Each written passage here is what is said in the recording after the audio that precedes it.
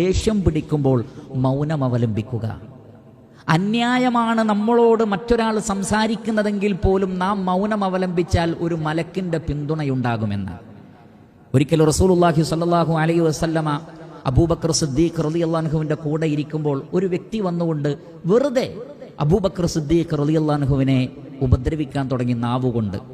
ഹദീസിൽ കാണാം ഫആദാഹു ഫസമത, അദ്ദേഹത്തെ വാക്കുകൾ കൊണ്ട് ഉപദ്രവിച്ചു. അബൂബക്കർ സിദ്ദീഖ് റളിയല്ലാഹു അൻഹു മിണ്ടാതിരുന്നു. ഫസമത, മിണ്ടാതിരുന്നു.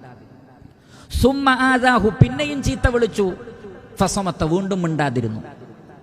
സുമ്മ ആദാഹു, പിന്നെയും ചീത്ത വിളിച്ചപ്പോൾ, മൂന്നാമത് ചീത്ത പറഞ്ഞപ്പോൾ ഫന്തസറ, അബൂബക്കർ സിദ്ദീഖ് റളിയല്ലാഹു അൻഹു പ്രതികരിക്കാൻ തുടങ്ങി. പ്രതികരിച്ചപ്പോൾ റസൂലുള്ളാഹി സ്വല്ലല്ലാഹു അലൈഹി വസല്ലം അവിടുന്ന് എഴുന്നേറ്റ് പോയി. അതുവരെ അവിടെ ഇരിക്കായിരുന്നു റസൂലുള്ളാഹ്. പക്ഷെ പ്രതികരിച്ചപ്പോൾ റസൂലുള്ളാഹ് എഴുന്നേറ്റ് പോയി.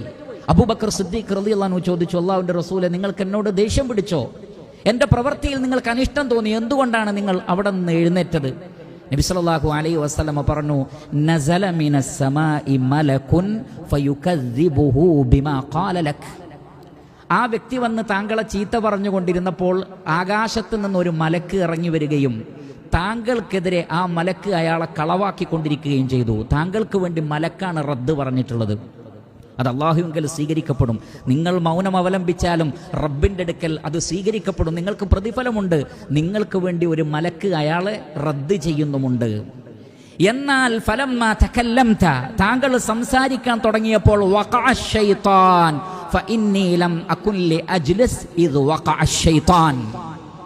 എന്നാൽ താങ്കൾ സംസാരിക്കാൻ തുടങ്ങിയപ്പോൾ അവിടെ ഷെയ്ത്താൻ ഇറങ്ങി വന്നു. ഷെയ്ത്താൻ ഉണ്ടെങ്കിൽ അവിടെ പിന്നെ ഞാനിരിക്കില്ല എന്നറിയാമല്ലോ.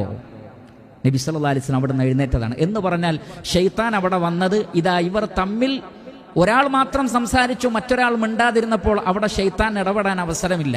രണ്ടാളും സംസാരിക്കാൻ തുടങ്ങിയാൽ പിന്നെ പിശാചിന് ഇടപെടാൻ വളരെ എളുപ്പമാണ്. വഖുൽ ലിഇബാദി യഖൂലു ലത്തി ഹിയ അഹ്സൻ ഇന്ന ശൈത്താന യൻസഗു ബൈനഹും. എൻ്റെ അടിമകളോട് പറയണം, നല്ലതേ സംസാരിക്കാവൂ, പിശാച് അവർക്കിടയിൽ ഭിന്നതയുണ്ടാക്കും. പിശാചിന് ഇടപെടാൻ ഒരിക്കലും അവസരം കൊടുക്കരുത്. നമ്മുടെ വൈവാഹിക ജീവിതത്തിൽ, അതേപോലെ തന്നെ മാതാപിതാക്കളും മക്കളുമായിട്ടുള്ള ജീവിതത്തിൽ, സാമൂഹ്യ ജീവിതത്തിൽ നമ്മെ തമ്മിൽ തെറ്റിക്കാൻ വേണ്ടി വാക്കുകളിലൂടെ നമ്മെ തല്ലുകൂടുന്ന ആളുകളാക്കി മാറ്റാൻ വേണ്ടി പിശാച് ശ്രമിക്കും. അതിനവസരം കൊടുക്കാതിരിക്കണമെങ്കിൽ നല്ലത് മാത്രം പറയുക, അല്ലാത്ത സന്ദർഭങ്ങളിൽ മൗനം അവലംബിക്കുക.